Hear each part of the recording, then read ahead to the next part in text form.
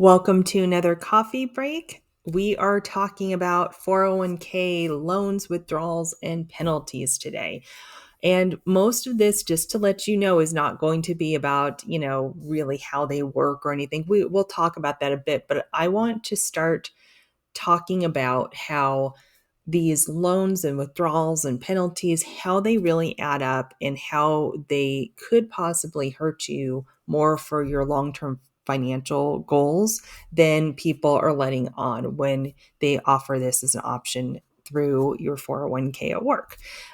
So if that sounds interesting to you, stick around and that's what we'll be covering for the next 15 minutes or so. Now, if you are new here, welcome. We're happy to have you. If you are returning, this will be very brief, I promise, because you hear this every single time.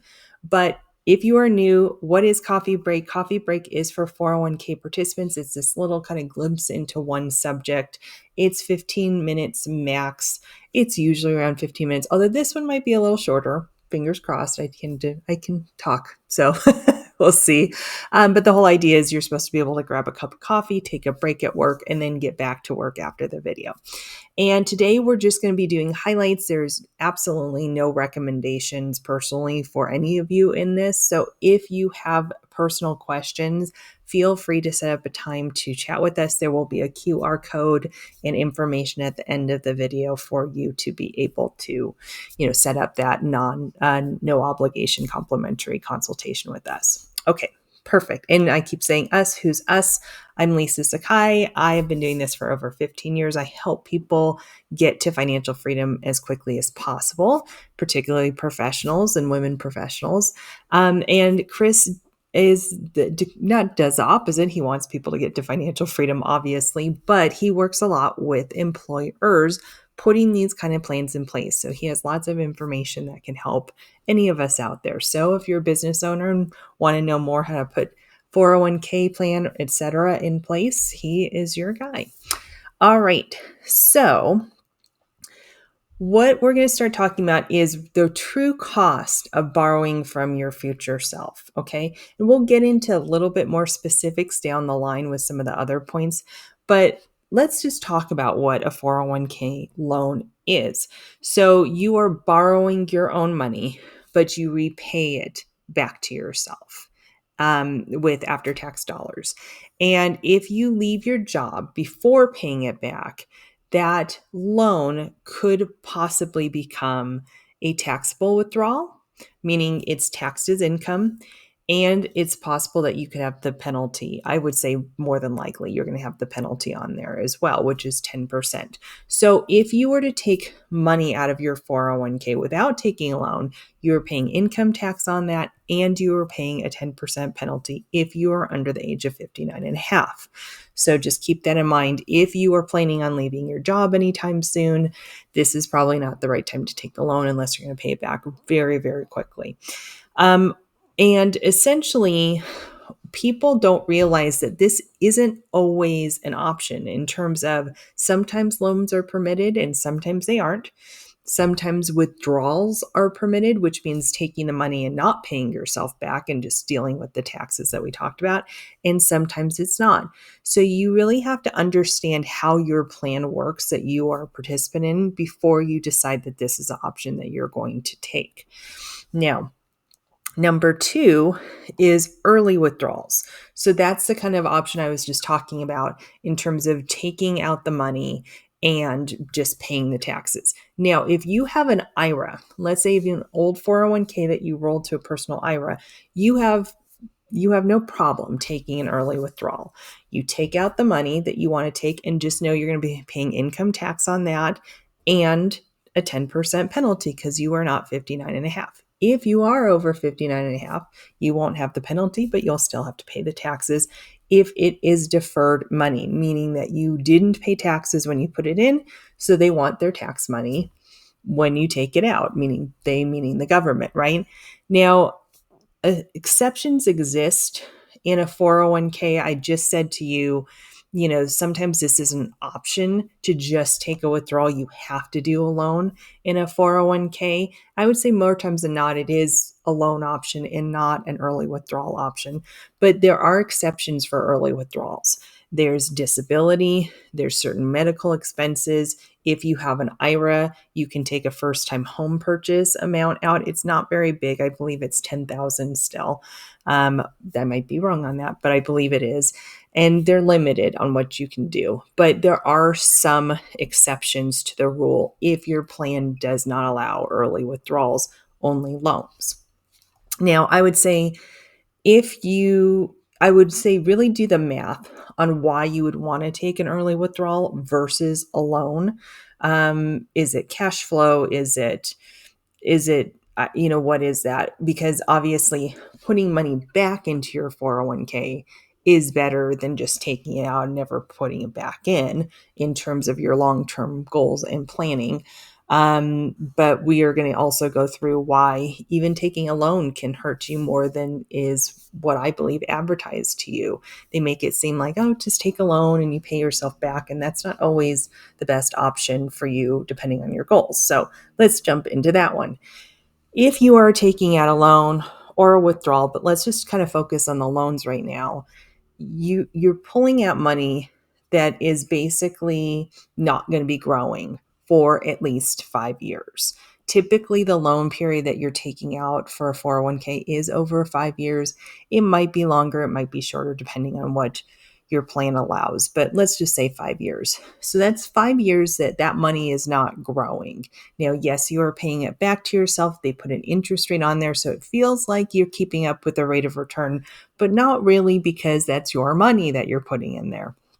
And so think about that diagram that I think a lot of you have probably seen in the past, where they take a cup of coffee, $5 going to, one of the fancy coffee places, buying a $5 coffee. And they say, if you skipped that $5 coffee once a week and put that money into an account, let's look at the compound interest that happens. And it always looks impressive. They show it over 20 years and they're like, look at how much growth you did.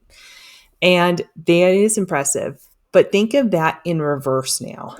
If you just take out even a small loan, and it takes you 5 years to pay it back, think of how much compound interest you are losing in that scenario, not gaining. And so compound interest is really our best way of keeping up with inflation, which historically is 2.5, but it has been higher, obviously, in the past few years.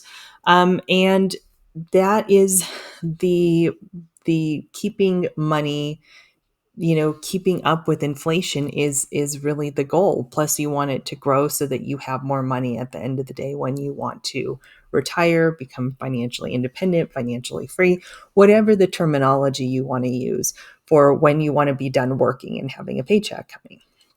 So really consider that option, and we will go through some other alternative things you could do.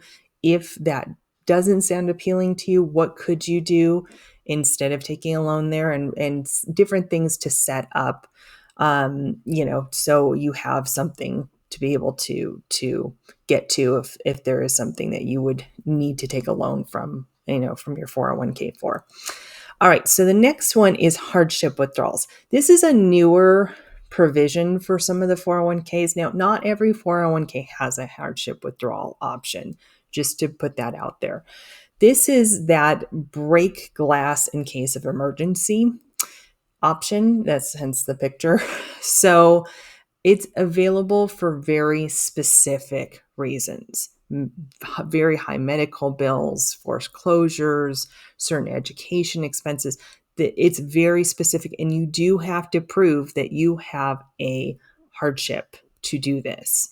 Taxes still apply, and you may be barred from contributing for a certain period of time afterwards. So this is that really emergency, I have no other option kind of thing. And make sure, and I always say it's hard to do this stuff when you're in the middle of the panic of trying to get money. If you think at any time you might need to do this, start just asking questions at HR and see what is actually available to you, so that you know if a hardship option is available to you or not on your 401k. So what are some other things that you could do? You've been listening, you're like, Lisa, I get it. I shouldn't take a loan from my 401k. If I can prevent it, this is not the easy way out. What else should I do? You could have an emergency fund. That is why that golden rule of emergency fund to 3 to 6 months at least sitting in cash, liquid, available is always the first line of defense for this stuff. I know people hate hearing that, but that is the absolute truth. There are personal loans. I don't know if I think that those are better. It depends on the interest rate, depends on a lot of different things. Make sure you go through those kind of terms before you just take out a personal loan. There are 0% credit cards out there too that could be less costly in the long run. However, make sure you understand how they work. After 12 months, there's usually a much higher interest rate on those credit cards. So make sure you're paying those off properly.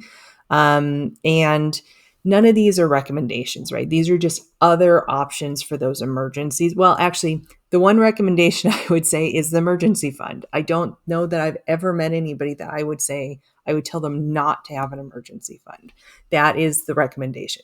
But the other ones like the personal loan or the credit card, those are not recommendations. Those are not necessarily what I would say to do, but they are options. I do want to go through them.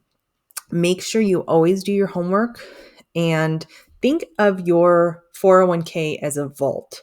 It really should be that last resort. Does that mean it's worse to take from your 401k than to do a personal loan? Not necessarily. It depends on all the terms and everything out there. So make sure you talk to a financial professional before you make any of these decisions.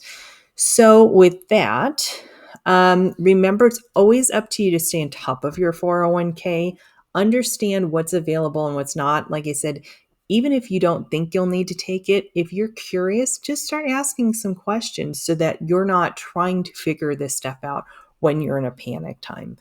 Save in various places so that you have options during difficult times. And in general, your 401k is just a tool for your overall planning. Make sure you have other savings, other investments, other things. Like I said, if you have an outside IRA, taking a withdrawal there might make more sense than taking it from your 401k, because your 401k, it's cash flow of money going in, yes, but you're making up for what you took out. If you just take a withdrawal, then you're just kind of, okay, let's start again. So sometimes if you do the math, taking a withdrawal might make more sense in an IRA or some outside investment. And look at liquidity. Liquidity is really important. Nobody pays attention to it. And this is why we get into some problems sometimes. So we have had lots of other videos out there. Feel free to go look at our YouTube and take a look at any other videos we have.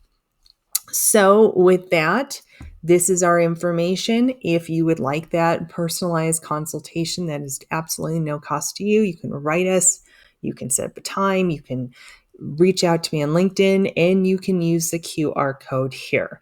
And with that, I'm going to say thank you so much. I'm so glad that you were able to join us today, and come back next month for the next edition of Coffee Break. Take care and have a great one.